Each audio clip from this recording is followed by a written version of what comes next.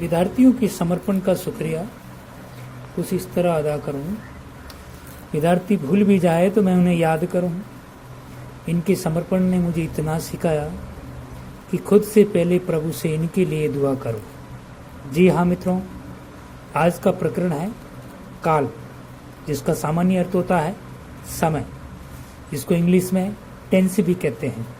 जिस प्रकार अंग्रेजी में प्रेजेंट टेंस, प्रेजेंट के भी भेद, फिर पास्ट टेंस, फिर फ्यूचर टेंस ये होते हैं, और प्रेजेंट के उपभेद होते हैं simple, continuous, perfect, perfect continuous. उसी प्रकार हमारी हिंदी में भी भूतकाल की 6 भेद हैं, वर्तमान काल की 5 भेद हैं और भविष्य काल की 3 भेद हैं। तो सबसे पहले हम जानते हैं काल किसे कहते हैं।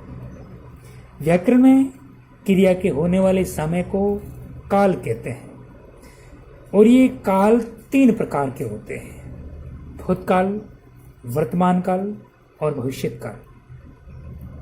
भूतकाल की 6 भेद हैं: सामान्य भूत, आसन भूत, पूर्ण भूत, अपूर्ण भूत, संदिग्ध भूत और हेतु हेतु मदभूत। वर्तमान काल के 5 भेद हैं: सामान्य वर्तमान, अपूर्ण वर्तमान, संदिग्ध वर्तमान, संभाव्य वर्तमान, आज्ञार्थक वर्तमान। भविष्य काल के 3 भेद हैं: सामान्य भविष्य, संभाव्य भविष्य, अज्ञात भविष्य। ठीक है। सबसे पहले लेते हैं भूतकाल। परिभाषा है वाक्य में प्रयुक्त क्रिया के जिस रूप से बीते समय यानी भूत में क्रिया का होना पाया जाता है उसे भूतकाल कहते हैं। भूतकाल की 6 उपभेद होते हैं।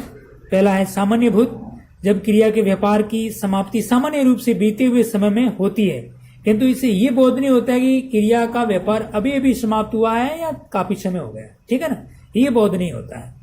इससे ये बोध नहीं होता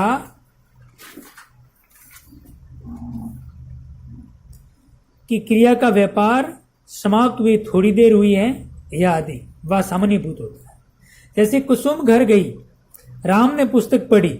ठीक है ना, अब पता नहीं चलता है कि कुसुम कितना समय हो गया घर गई, राम ने पुस्तक पढ़े हुए कितना समय हो गया, थोड़ी देर हुई है या आदि, ये पता नहीं चलता है, इसलिए यह सामान्य भूत है। दूसरा है आसन भूत, क्रिया के जिस रूप से यह प्रकट होता है कि क्रिया का व्यापार अभी अभी कुछ समय पूर्व ही समाप्त हुआ है, वह आसन भूत होता है। या सामान्य भूत की क्रिया के साथ में है लगता है। ठीक है ना, इसके योग से आसन भूत रूप बनता है। जैसे कुसुम घर गई है, या पड़ता है कुसुम घर गई या कुसुम घर गई है लगते ये क्या हो गया, आसन भूत हो गया। और इसी में पता चलता है कि क्रिया का व्यापार अभी अभी समाप्त, कुछ समय पूर्व समाप्त हुआ है। ठीक है। तीसरा भेद है पूर्ण भूत, क्रिया के जिस रूप से यह प्रकट होता है कि क्रिया का व्यापार बहुत समय पूर्व समाप्त हो गया, बहुत समय पूर्व समाप्त हो गया। अतः सामान्य भूत की क्रिया के साथ में था, थी, थे लगने के काल पूर्ण भूत बन जाता है।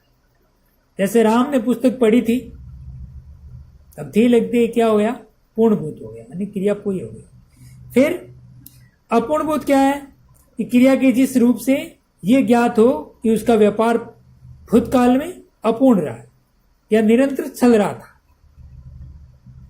तथा उसका समाप्ति का पता ही नहीं चलता है कि कितना समय हो गया समाप्ति, वहां अपूर्ण भूत होता है, मतलब चल रहा है। इससे क्रिया के साथ क्या आते हैं, रहा था, रही थी, रहे थे, या था, ती थी, ते थे आदि आते हैं। ठीक है। उदाहरण है राम पुस्तक पढ़ता था, वर्षा गाना गा रही थी, ये ठीक है, काम हो रहा है। संदिग्ध भूत, क्रिया के जिस भूतकालिक रूप से क्या होता है, उसके कार्य के व्यापार होने के विषय में संदेह प्रकट हो। क्रिया यानी उसके कार्य व्यापार के होने के विषय में संदेह होता है हमें। जिस भूतकालिक क्रिया से उसके क्रिया व्यापार के होने में हमें संदेह प्रकट होता है, वह संदिग्ध भूत होता है। इसमें सामान्य भूत की क्रिया के साथ में होगा, होगी, होंगे, लेकिन इससे संदिग्ध भूत का रूप बन जाता है। क्या होगा, होंगी, होंगे, ये लगने से क्या बन जाता है, संदिग्ध भूत। जैसे अनवर गया होगा, अनवर गया होगा, पता नहीं गया है नहीं गया। कुसुम गई होगी, यानी संदेह है।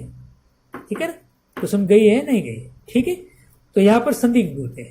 छठा भेद है हेतु हेतु मदभूत, यानी भूतकालिक क्रिया का वह रूप जिसे भूतकाल में होने वाली क्रिया का होना किसी दूसरी क्रिया के होने पर अवलंबित हो।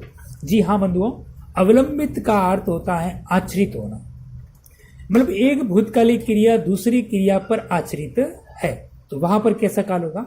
हेतु हेतु मदभूत। इसमें क्रिया के साथ में क्या लगते हैं, पहचान के लिए ध्यान रखना, ता ती ते ती लगते हैं। जैसे उदाहरण है, महेंद्र पढ़ता तो उत्तीर्ण होता, युद्ध होता तो गोलियां चलती। ठीक है, अब एक क्रिया दूसरी क्रिया पर आश्रित है, अगर एक नहीं हो रही है तो दूसरी भी नहीं होगी, है ना, तो वहां पर कैसा काल होगा? हेतु हेतु मदभूत होगा। अब विशेष के रूप में संक्षिप्त भूतकाल के उदाहरण से समझना है कि भूतकाल को हम जहन में कैसे पचाए। जी हाँ, इसको उदाहरणों को इतना गहराई से समझकर पता लगाना है कि भाई ये उदाहरण तो उसी काल का ही है। इसके मैंने प्रयास किया है कि एक ही वाक्य को 6 उपभेदों में कैसे लिखा जा सकता है, उसलिए इन वाक्यों में अलग अलग वाक्य न लेकर के मैंने एक ही वाक्य को 6 कालों के अंदर 6 उपभेदों के अंदर लिखा है। आप ध्यान देना, इसके अंदर अंतर क्या है वो जानना है कि इस वाक्य में क्या अंतर है। ठीक है ना, वही पहचान करनी हमें। और आगे ऐसे ही मैं एक प्रश्नों की सीरीज ला रहा हूं आज के इस अभ्यास प्रश्नों में, फिर आपको पहचान करना है कि इसमें भूतकाल की किस उपभेद का प्रयोग हुआ है। ठीक है, जैसे पहला है सामान्य भूत, यानी जिस भूतकालिक क्रिया के रूप से सामान्य रूप से क्रिया के होने का बहुत होता है और हमें ये पता नहीं चलता कि क्रिया का समाप्त हुए कितना समय हुआ है, थोड़ी देर हुई अधिक हुई, तो वहां पर सामान्य भूत होता है। राम ने पुस्तक पढ़ी। दूसरा उदाहरण है, देखिए इसमें पढ़ी आसन भूत, यानी क्रिया के समाप्त हुई, अभी अभी थोड़ी देर पहले ही क्रिया समाप्त हुई है, तो राम ने पुस्तक पढ़ी है, यानी क्रिया के वाक्य के अंत में क्या लगता है। पूर्णभूत, राम ने पुस्तक पढ़ी थी, यानी भूतकालिक क्रिया के जिस रूप से क्रिया व्यापार के बहुत समय पहले पूर्ण होने का बहुत होता है, बहुत समय पहले। ठीक है ना, तो पुस्तक पढ़ी थी अर्थात पूर्णभूत है। अपूर्णभूत में क्या है, राम पुस्तक पढ़ रहा था, राम पुस्तक पढ़ रहा था, मतलब कार्य पूरा नहीं हुआ है, चल रहा है। क्रिया के व्यापार के निरंतर चलने का बहुत होता है, वह कैसा होता है, अपूर्ण भूतकाल होता है। फिर है संदिग्ध भुक्त, यानी संदेह प्रकट होता है, यानी जिस क्रिया के जिस रूप से उसके होने में संदेह प्रकट हो, कि हमें संदेह लगता है कि हुआ है नहीं हुआ, है ना। जैसे राम पुस्तक पढ़ रहा होगा, अब पता नहीं पढ़ रहा होगा या खेल रहा होगा या सोया हुआ होगा, है ना।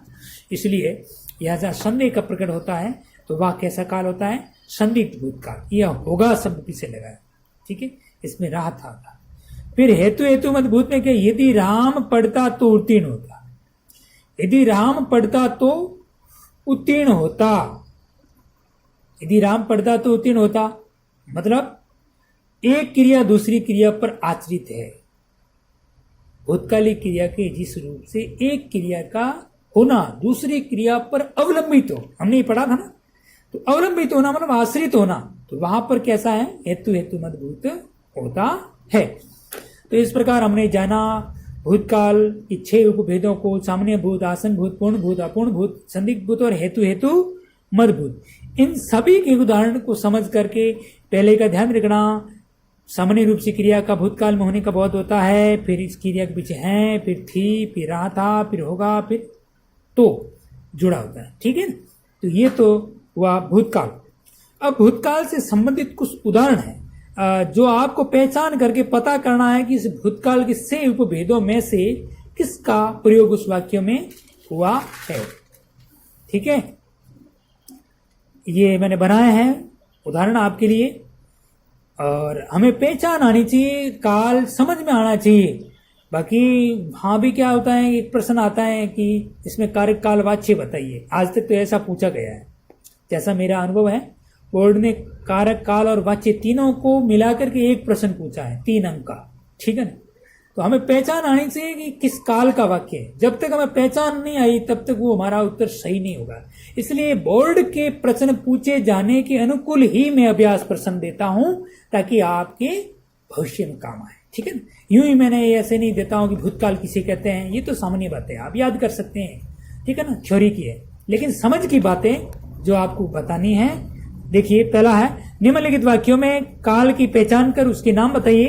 अविनाश ने गाना गाया, अकबर ने खेल खेला, सुमन घर गई है, मोहित स्कूल गया, तारा ने पाठ पढ़ा, भूपेंद्र सिरोही गया था, हेमंत पुस्तक पढ़ता था, नीता ने खाना बनाया था, रमेश ने गाना गाया है, सबनम खाना बना रही होगी, युद्ध होता तो गोलियां चलती, कोरोना ना आता तो महामारी न फैलती, वर्षा हुई है, वर्षा गाना गा रही थी, कृष्ण पुस्तक पढ़ता होगा, संजय सीता चोनू और मोनू सिरोही जा रहे थे, आप आते तो मैं खाना बनाती, यदि समय पर परीक्षा होती तो मैं व्याख्याता बनता। जी हाँ, छात्रों ने वॉलीबॉल खेला, पंछी सुर में गाते हैं। ठीक है ना। तो आज इतना ही। इन 20 वाक्यों में जिस काल का प्रयोग हुआ है उसका नाम बताना है। मिलते हैं आगे। वर्तमान काल को लेकर के मैं आपके सामने जरूर हाजिर होऊंगा। धन्यवाद।